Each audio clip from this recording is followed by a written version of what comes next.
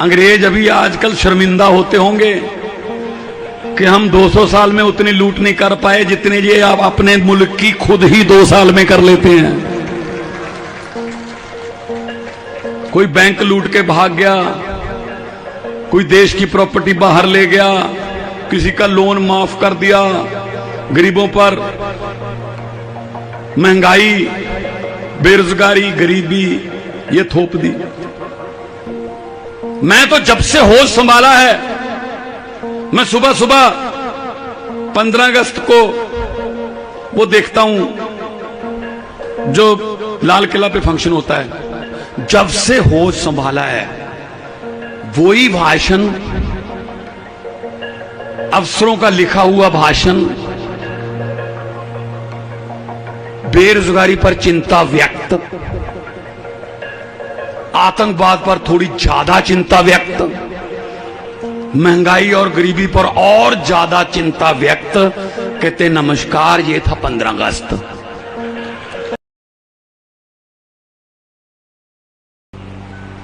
अभी मैं आ रहा था तो मुझे एक बड़ी हैरानीजनक बात पता चली। जो प्रोटोकॉल है उसमें पुलिस खड़ी थी, कुछ पुलिस नहीं थी, हाथ में डंडे थे, लेकिन वो सिविल वर्दी में थे।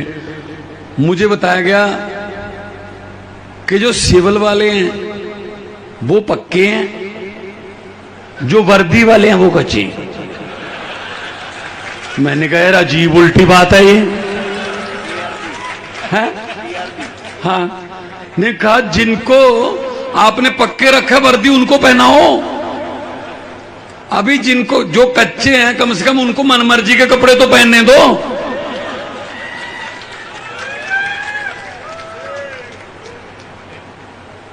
यही बीमारी पंजाब में भी थी, वही यहां गुजरात में है।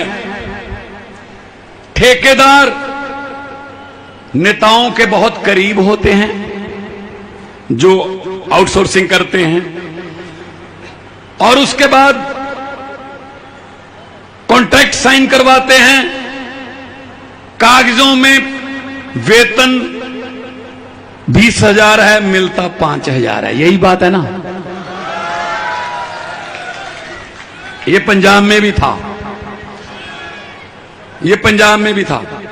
हम 36,000 पंजाब में कच्चे मुलाजिम हैं। हम धीरे धीरे आउटसोर्सिंग बंद कर रहे हैं। टीचर डे वाले दिन 5 सितंबर को हमने 8400 से ज्यादा कच्चे टीचरों को सरकारी नौकरी पक्की दी हमने। अगर हमारा टीचर, जिसको नेशन बिल्डर बोलते हैं, कौम का निर्माता बोलते हैं, अगर वो ही निश्चिंत नहीं है, उसको अपने फ्यूचर की चिंता है, वो हमारे बच्चों का फ्यूचर क्या बनाएगा जी?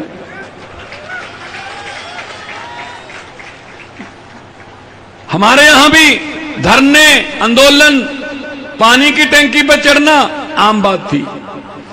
हमें 6 महीने हुए हैं, धीरे धीरे काम हो रहे हैं और लोगों को यकीन हो गया कि काम हो रहे हैं, और काम पारदर्शिता से हो रहे हैं। 20,000 नौकरियां दी हैं। एक कोई आदमी खड़ा होकर कह दे मेरे से 1 रुपया मांगा गया इस नौकरी के लिए, तो हम जिम्मेदार हैं। इसलिए लोगों का विश्वास बन गया कि आम आदमी पार्टी वाले जो कहते हैं वो करते हैं। अरविंद केजरीवाल जी ने हम सबको ये निर्देश दिए हुए हैं, 5 काम बोलो और 6 कर दो तो लोग शाबाशी देंगे। 5 बोलकर 6 कर दिए। अगर 5 काम बोल के 4 करोगे तो लोग कहेंगे नहीं, इन्होंने वादा पूरा नहीं किया। इसलिए बोलो ही उतना जितना कर सकते हो। पर मैं हैरान हूं बंगाल के, अपना गुजरात के लोगों पर कि आपका तो कॉन्ट्रैक्ट ये कभी भी कैंसिल कर देते हैं, लेकिन बीजेपी का कॉन्ट्रैक्ट आपने 27 साल से बढ़ाते ही चले जा रहे हैं। आप उनका कॉन्ट्रैक्ट भी खत्म कर दो ना इस बार।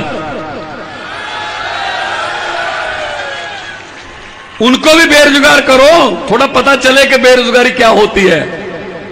उनके सर पे भी तलवार लटके तो उनको पता चले कि दर्द क्या होता है। वो तो 27 साल से बैठे हैं, कभी इधर कभी उधर, कभी इधर कभी उधर, उधर वाले इधर, इधर वाले उधर, यही चल रहा है। वो इलेक्शन का समय था, किसी पार्टी के दफ्तर में आग लग गई, पार्टी के दफ्तर से फोन गया फायर ब्रिगेड को कि जल्दी पहुंचिए जी, हमारे दफ्तर में आग लग गई, ये विरोधियों की चाल है, हमारे जहां पूरा प्रचार की सामग्री, पोस्टर, झंडे यहीं पड़े हैं, सर हम इलेक्शन हार जाएंगे अगर ये आग पर काबू ना पाया गया। 5 मिनट के बाद उसी फायर ब्रिगेड में फिर फोन गया उसी आदमी का, कहते जी आने की जरूरत नहीं है, कोई आग बुझाऊ गाड़ी आने की यहां लाने की जरूरत नहीं है। तो उन्होंने पूछा क्या आग पर काबू पा लिया गया है? कहता आग पर काबू नहीं पा लिया, मैंने ही पार्टी बदल ली है, अब वो विरोधी पार्टी का दफ्तर है, जलने दो। ये होता रहा आपके साथ, कभी इधर कभी उधर। अगर ये ऐसा कर सकते हैं नेता लोग, कभी उधर बदल गए कभी इधर बदल गए, तो तुम एक जगह पे क्यों खड़े हो? तुम भी इस बार झाड़ू उठा लो, बदल जाओ।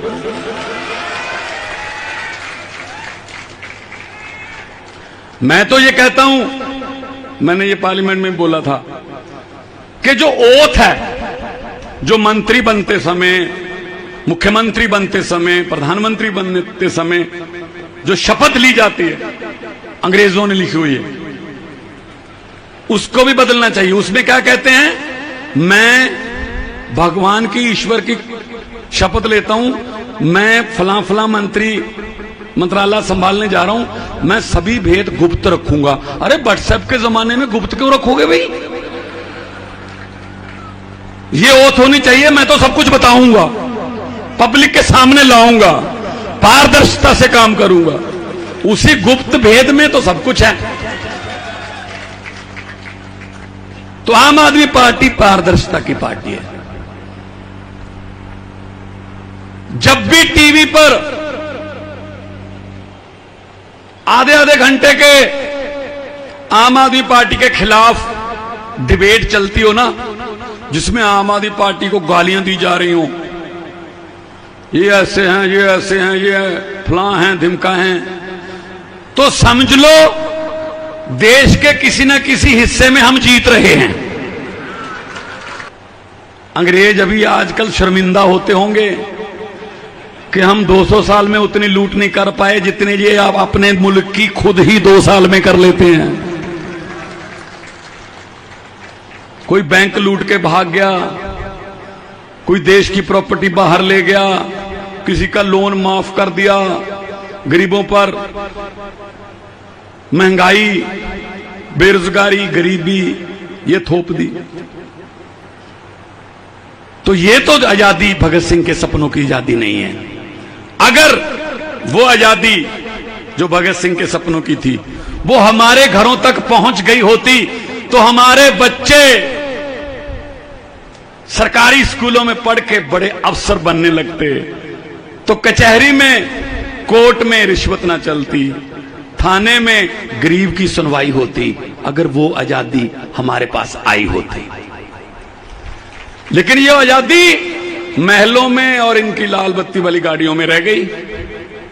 यही याद हुए, हम थोड़ी है। मैं तो जब से होश संभाला है, मैं सुबह सुबह 15 अगस्त को वो देखता हूं जो लाल किला पे फंक्शन होता है, जब से होश संभाला है वही भाषण, अफसरों का लिखा हुआ भाषण, बेरोजगारी पर चिंता व्यक्त, आतंकवाद पर थोड़ी ज्यादा चिंता व्यक्त, महंगाई और गरीबी पर और ज्यादा चिंता व्यक्त। कहते नमस्कार, ये था 15 अगस्त। मैं ये कहना चाहता हूं मेरे देश के वारिसों, मेरे देश को चलाने वालों, अगर हमारी किस्मत नहीं बदल सकते, कम से कम लाल किले वाला भाषण तो बदल लो। अब तो लाल किले के कबूतरों को भी भाषण याद हो गए होंगे, लाल किले के कबूतरों को भी भाषण याद हो गए होंगे। वो सिर्फ भाषण चला।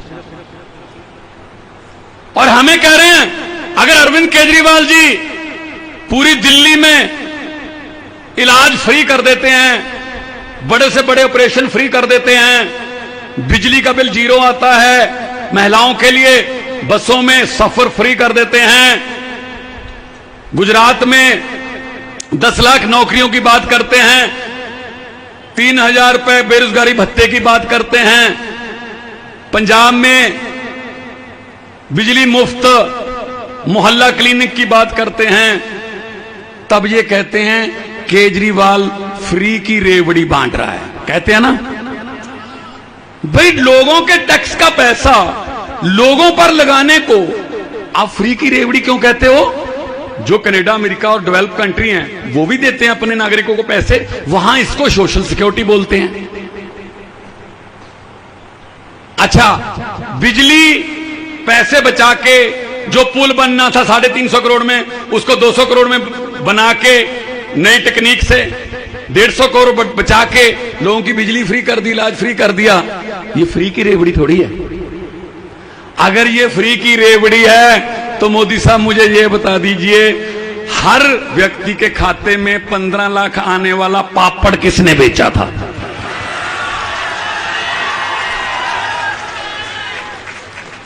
मुझे पता चला है कि गुजरात में 15 लाख हर व्यक्ति के खाते में आ गया ना। अरे गोपाल भाई, तो आप तो कह रहे थे आ गया है, हमारा भी नहीं आया। इनके 15 लाख की बात छोड़ो, जो हमारे घरों में 2-2, 3-3 हजार बचत करके रखा हुआ था, नोटबंदी करके वो भी ले गए।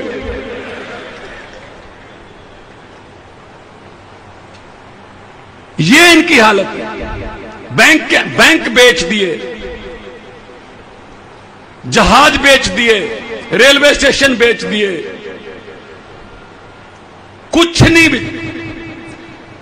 रेलवे स्टेशन बेच दिए, LIC बेच दी, बड़ी बड़ी सरकारी कंपनियां बेच दी, सब कुछ बेचा है। सिर्फ एक चीज खरीदी है, मीडिया।